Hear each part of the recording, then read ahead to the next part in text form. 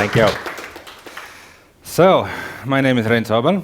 I work in a company, Myrov Productions, as a creative director and producer and co-founder. We are making virtual reality solutions.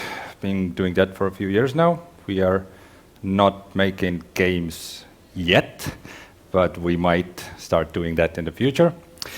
And a few years ago, some of you might remember, there was this big explosion of virtual reality as a buzzword. And now we are 4 years later, and we are still not wearing VR headsets all the time. So what's going on? Unfortunately, we live in the age of misinformation. So it's good to sometimes get a good overview and see what's actually happening and why is it still exciting. I love that next to me is a banner with a woman using a VR headset, and she seems to be using a Samsung Gear VR and waving her hands around, but this headset doesn't have hand tracking. So this is a good example of the kind of misinformation that you can meet in the VR field. Although she might be using a pass-through camera function that it has. So. My first contact with VR is well documented in 2014. You can see a very big smile underneath that headset. And also my first attempt to create VR content. Both were in Finland for some reason. So every day I work in Myrov Productions, but I do a lot of different things. My background is in film. I'm also a podcaster, or like a video game journalist hobby thingy, where we are doing the longest running and most popular video game podcast in Estonia called Puhata ja mängida. I lecture about VR in Tallinn University for the cross-media students. And I'm also a member of the board of Estonian VR community. So, let's dive in. So the new wave of virtual reality, that's why we talk about virtual reality in 2020 also, was it all started when a 17-year-old guy called Parman Lucky made a VR headset. A few years later, Facebook bought his company for $2 billion, which was later revealed to be around 3. And fast forward from that, virtual reality is now a global industry with a projected revenue in tens of billions. This graph is from 2017, estimating that by 2021, the revenue of virtual reality industry would be $75 billion. And all the major tech players have their own headset, have their own virtual reality platform for content. And then a little bit more time went on. Around 2018, it was clear that virtual reality is not having as much traction as it was originally projected. So this created a lot of buzz and a lot of clickbait articles about VR being dead, and a lot of companies which invested too heavily too early had to close down their VR departments. And now we are in 2020, and what's going on? Is VR dead, or is VR doing well? Are the projections true? To understand virtual reality, you first need to look at tech, because the new wave of virtual reality sort of began because there was suddenly a good enough technology to create a believable virtual reality experience. So the first consumer product that was actually released was Samsung Gear VR, which was made for Samsung smartphones. Then later on, Google also followed with their similar solutions so that people would use mobile smartphones to use as the screen and the brain of their VR headsets. Then came the PC headsets like HTC Vive, which was made in collaboration with Valve, and then Oculus Rift CV1. Microsoft followed through, and PlayStation made a VR headset for their video game console, PlayStation 4. So when we look back upon these devices, the mobile headsets have now died off and they have been discontinued. All the PC headsets have been refreshed with newer versions, and PlayStation VR is still exactly the same. If we look at more modern headsets, then these are the ones that you can go to the store and buy pretty much right now or in the near future, with my favorite Valve Index being the most notable one made by Valve, a company which also owns the Steam PC platform. Then you have a Microsoft headset, which is coming up shortly. HTC tried to do their own thing, which didn't work out that well. PlayStation is exactly the same. Oculus Rift got refreshed, and also one mobile headset which really stands out is the Oculus Quest, which is like a complete standalone headset. And actually, since it was just announced last week, I will actually like to talk a little further about that. Facebook and their Oculus research group, they have really gone through iterations very fast.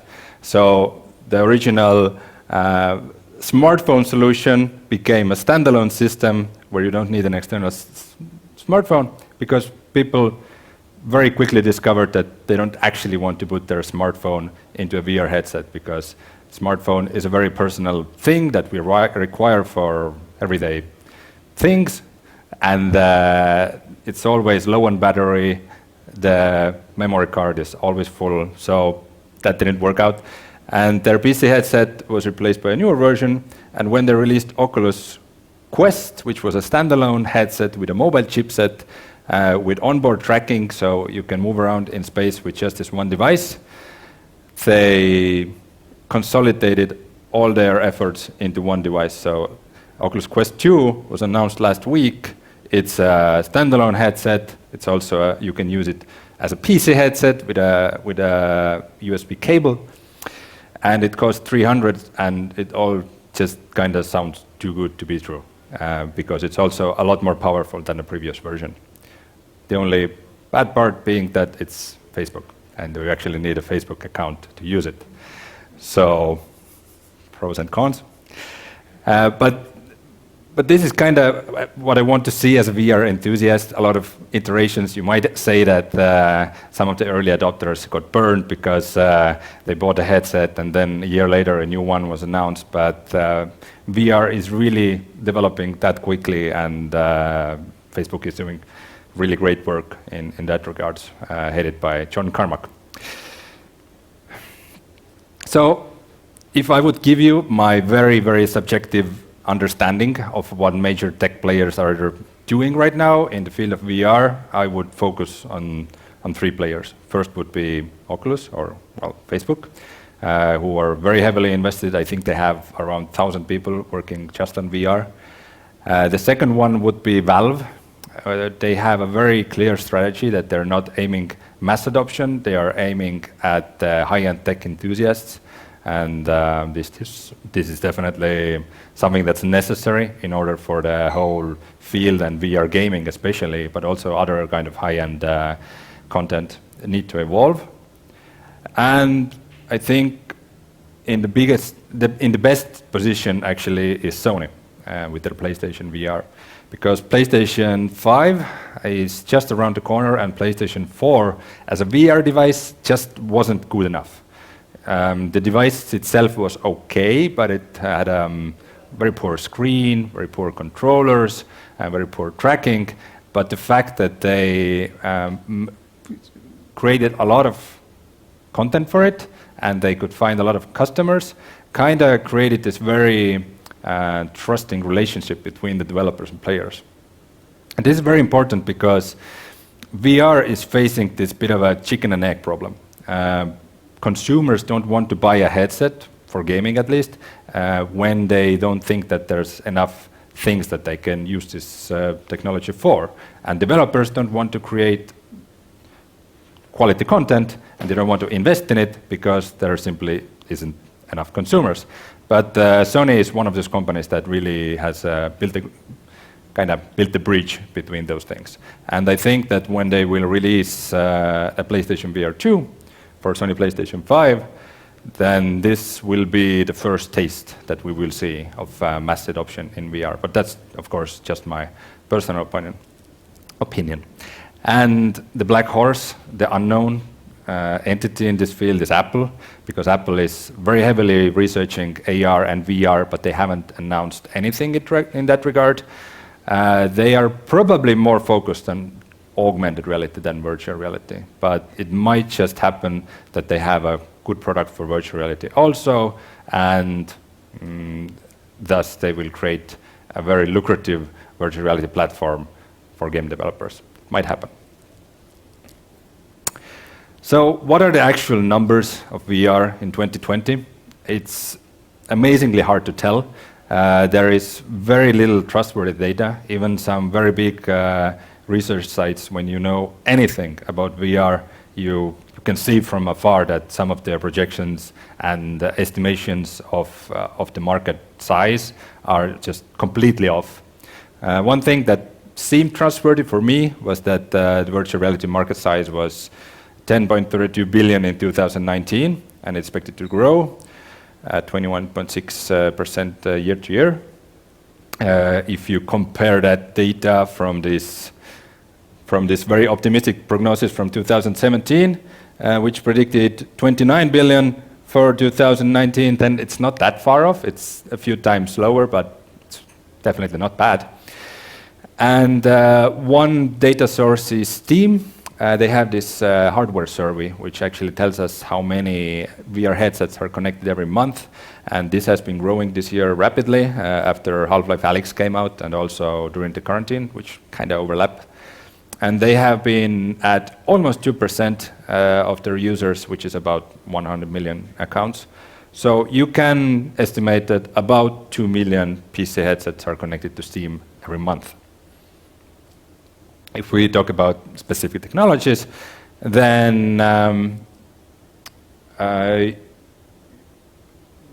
again, it's very hard to tell the real numbers, because the manufacturers don't really release their numbers, and there are other platforms other than Steam VR or Steam in general also.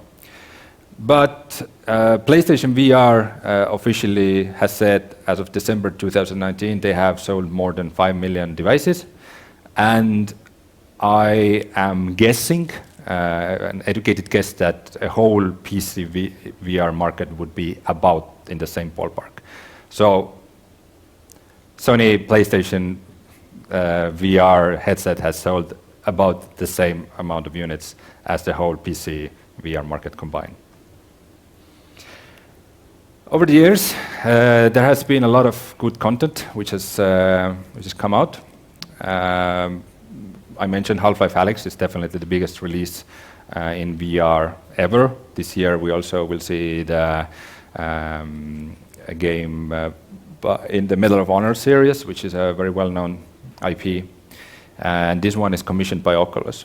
But there are a lot of others, and the good point in this new market, which has evolved and emerged, is that now users, when they enter VR market, when somebody wants to buy a VR headset, they actually have a very healthy backlog of very high quality games that they can play. Also, Estonia has been remarkably active in VR development, considering how few games get made in Estonia at all. It's remarkable that we have quite a few VR games. The last one being Into the Radius by Creative Mobile, released this summer officially, I think.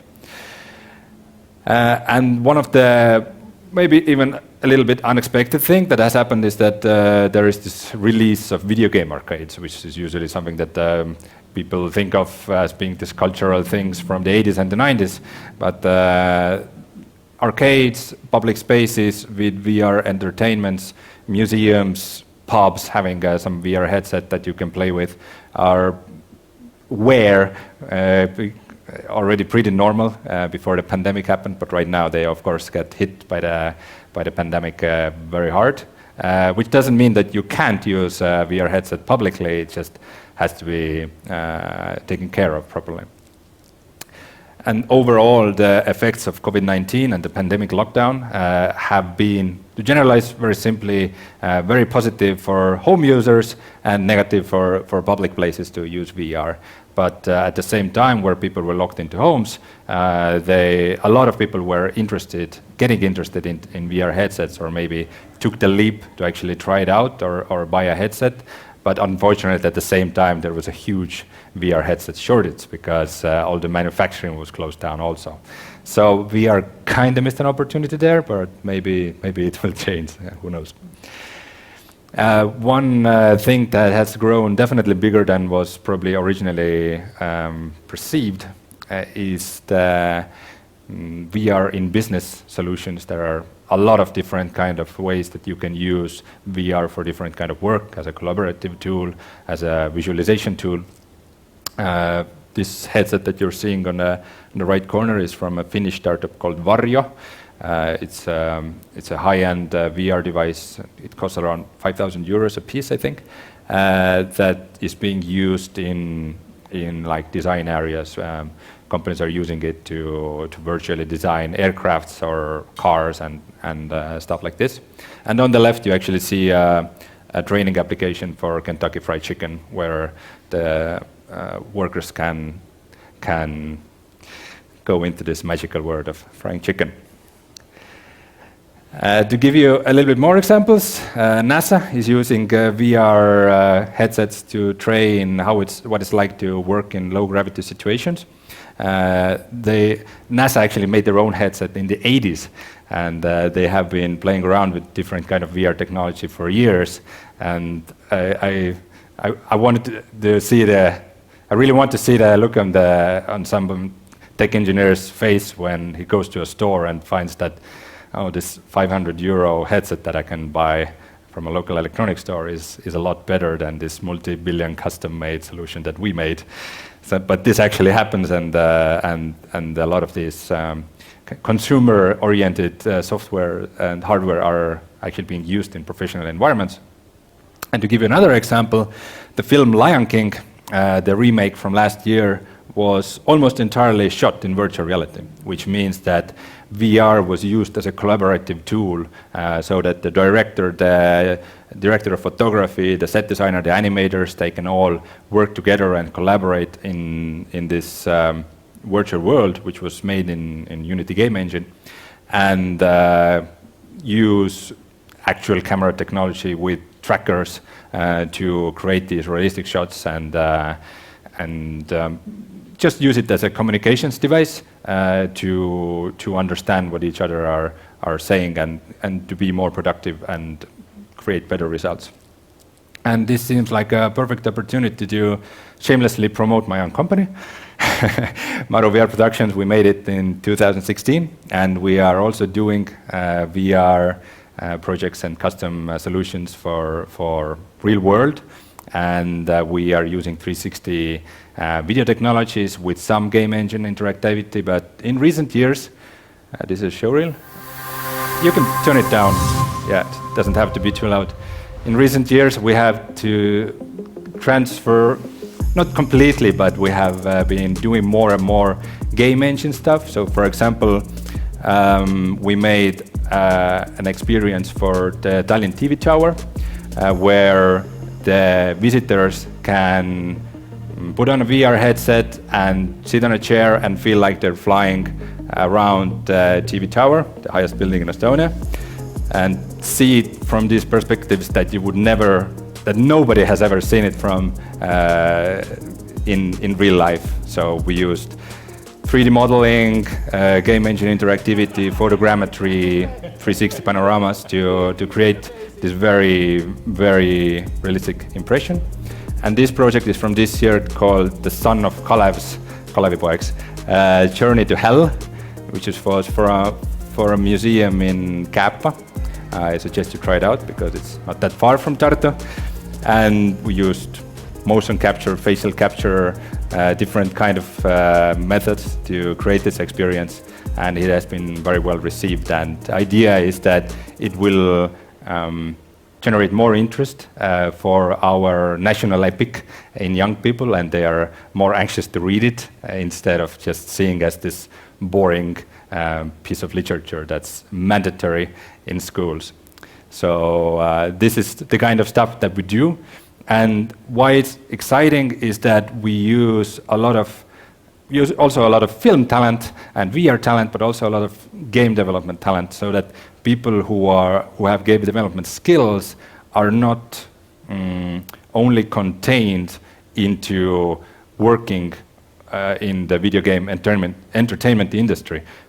While there's of course nothing wrong with making games, it's good to have options for your skills so that you can, be a game designer but work in medicine or education. So, some quick closing thoughts.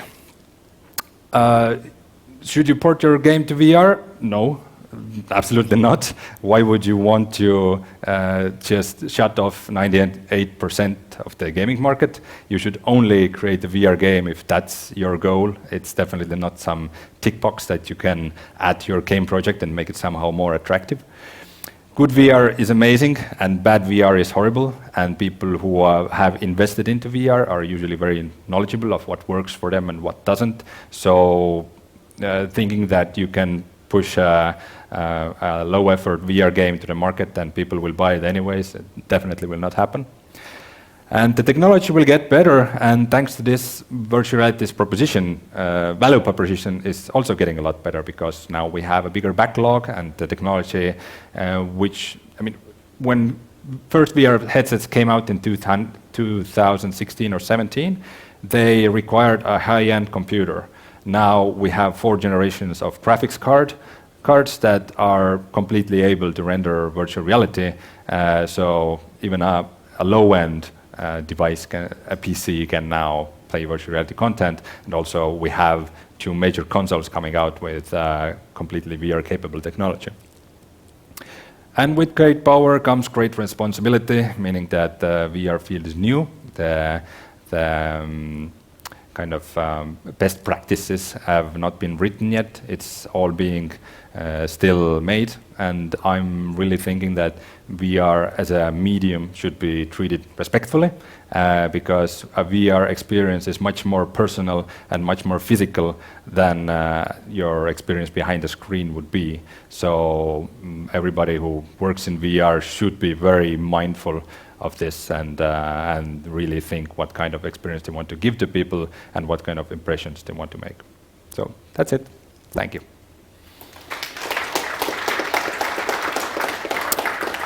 Very much. We have time for only one single question to Rein, so pick it smart.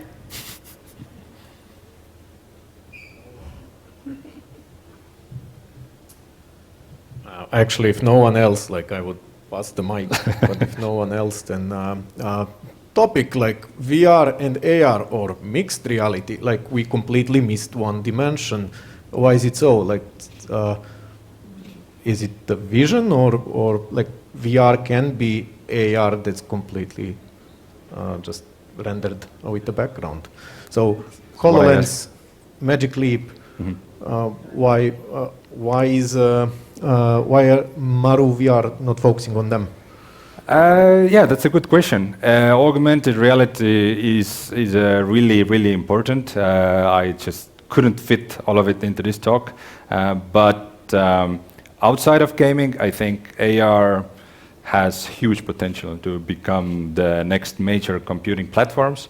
The fact that we are using screens for everything might be something that's not true anymore in 5 to 10 years, because when you have holographic or augmented reality glasses or other kind of devices, then everything can be a screen. You can just make a screen magically appear in thin air. So augmented reality is definitely very, very important and will be very impactful in our lives. I have no doubt about it.